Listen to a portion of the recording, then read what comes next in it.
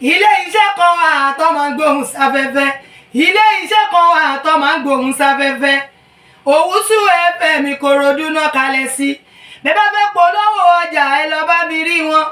ìṣílẹ̀ lẹ fẹ́ ṣe ìpolówó ọjà lẹ fẹ́ ṣe ìyàwó lẹ fẹ́ ṣe ẹ máa lọ sí Owutu àwọn náà ṣe bẹ̀bẹ̀ ẹ lọ gbẹ́nu sí máìkì lọ́dọ̀ àwọn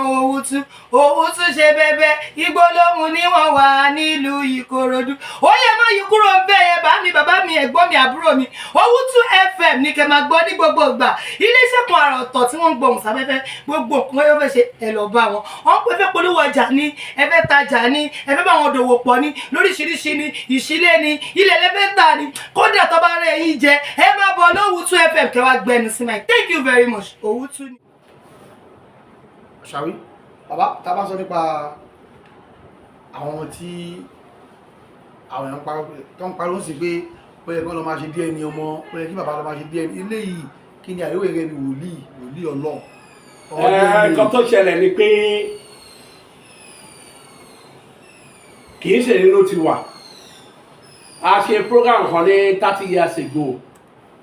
pẹ̀lú àwọn oníṣẹ́ Ọlọ́run kan tí ó ti a ṣe ń gbà yẹn a sọ fún wọn gbà yẹn pé ẹni tó bá gbé ọmọ àlè fún ọkọ kó jáde wọ́n jáde rẹpẹtẹ ẹni tó ń bá ya ẹ̀ sùn kó jáde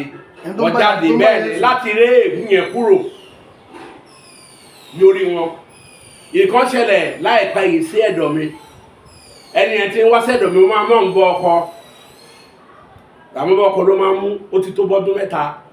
ló wá lọ́dún yìí pé bàbá wọn máa káàkiri mo á ní kó fọkànbalẹ̀ nǹkan tó ń ṣe ẹ́ máa sọ fún ẹ lẹ́ni tí ń bá sọ fún ẹ lọ́jọ́ yẹn mo mọ nǹkan tó ń ṣe ẹ́ o that's why tó bá súnmọ́ mi tí ò bá ní sùúrù kò lè rí ìgbàlà lẹ́dọ̀ mi o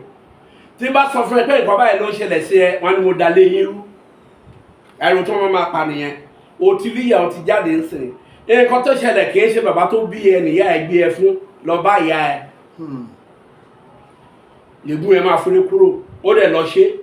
tó yí ọ̀bẹ sí ìyá báyìí kó máa pàyà ìyá jẹ́wọ́ tó ti ń sìn nísìnyí lórí ọ̀rọ̀ tẹ́ ẹ béèrè yìí mo máa fẹ́ kó ń gba nọ́mbà mi lọ́wọ́ yín àwọn obìnrin tó bá gbé ọmọ àlè fọ́kọ wọn kó ń pè mí ká lé ègún yẹn kúrò lórí wọn kó má dààmú ọmọ wọn àti ìdílé wọn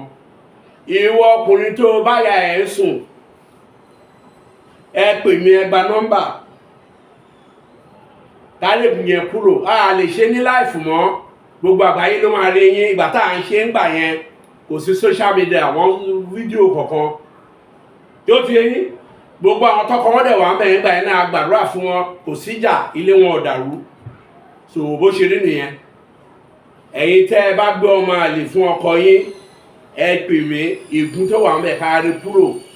ìwọ tó ń bá ya ẹ̀ ń sùn gbogbo wọn jáde lọ́jọ́ yẹn wọn lé tó 40 nígbà tá a ti program ẹ̀ 30 years ago a dẹ̀ rí ègún yẹn kúrò lórí wọn ó dẹ̀ rí ọ̀rẹ́ Ọlọ́run ni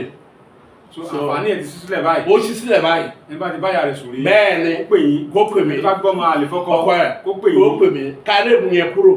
torí kó bá já ọmọ ẹ lọ́jọ́ wájú kó má ja ọmọ kó má ja ìdílé yẹn ibi tó ń gbọ́ ọmọ náà gan ọwọ́ kó má ja bẹ̀ ṣòbó ṣe rí ni. Kindly subscribe to our YouTube channel, Owutu FM Lagos. Bye.